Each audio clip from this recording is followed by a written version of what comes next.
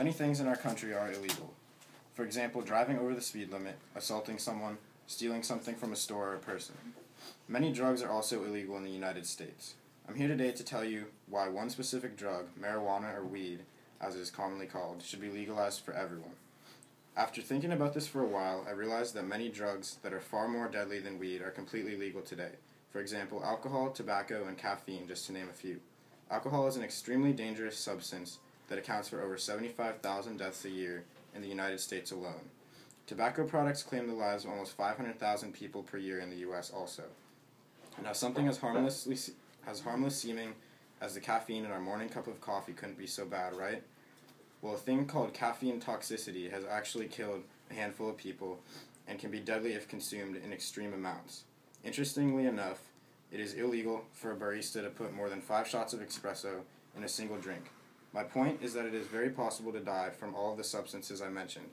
On the other hand, not a single person has ever overdosed on marijuana, and yet it is still listed as a Schedule I narcotic by our government. To me, this seems pretty backwards. Why would something so harmless be illegal, while substances that kill hundreds of thousands of people per year are sold in every single grocery store and gas station? Before I get carried away, let me tell you a little bit about weed. Weed can be smoked or ingested. For those who don't want to inhale smoke, there are things called edibles, which for example could be something like a cookie or a candy bar or even a pill.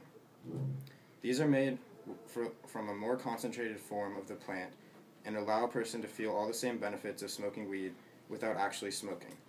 This is good as far as medical use because even though there is no tar or tobacco in weed, the person smoking it is still putting smoke into his or her lungs.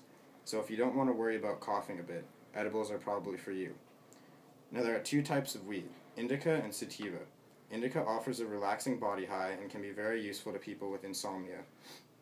If someone has trouble falling asleep at night because of anxiety or just insomnia like I mentioned, or a messed up sleep schedule like many of us college students do, indica will make you sleep like a baby.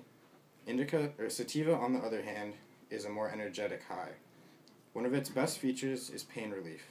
Various strains of sativa can help severe back pain and even offer relief to cancer patients. Those are the 2 main types of weed, but there are hundreds of various mixes and strains that fall into each of these main categories. There are even mixes of indica and sativa that provide for a mixture of both highs. Another huge reason to legalize marijuana is its economic benefits. People believe that it would help create many jobs and prevent cities from going bankrupt. The pro-legalization organization, NORML, cites a 1994 study on its job website from Amsterdam to suggest that businesses like coffee houses, gardening tools, and more could create more than 60,000 retailers and 100,000 careers. Looking at Colorado, for example, a state that recently legalized weed, they are projected to make over $100,000 annually in tax revenues from weed products. According to a study by the Cato Institute, nationwide marijuana legalization would generate around $8.7 billion annually for the federal government.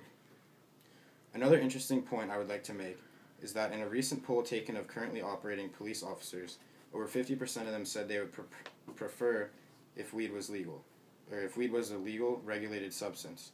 Because it is currently illegal, this leads to drug dealing, which leads to unnecessary violence. For example, drug cartels from all over the world now operating in over 1,000 American cities. Our police officers don't want to deal with violent crime any more than we do. Legalizing weed could potentially lower the crime rate because of this. Another issue involving law enforcement is the cost of enforcing anti-weed laws. Last year there were around 7 million marijuana arrests, 88% of them for possession alone. In 2010, the states spent $3.6 billion enforcing the war on pot. Why should the majority of police resources go to stopping people from having a harmless plant while there are murderers and thieves loose in our cities? It doesn't seem right to me. Marijuana legalization has been contemplated for long enough now in the U.S., and it's time for people to realize that marijuana is not as harmful as many people think.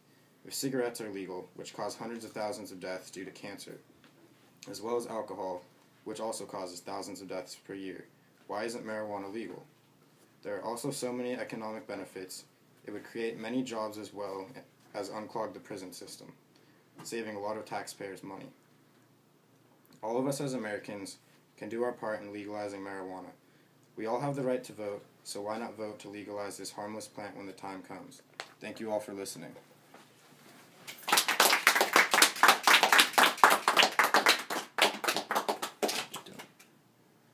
Do you get dough? I don't know.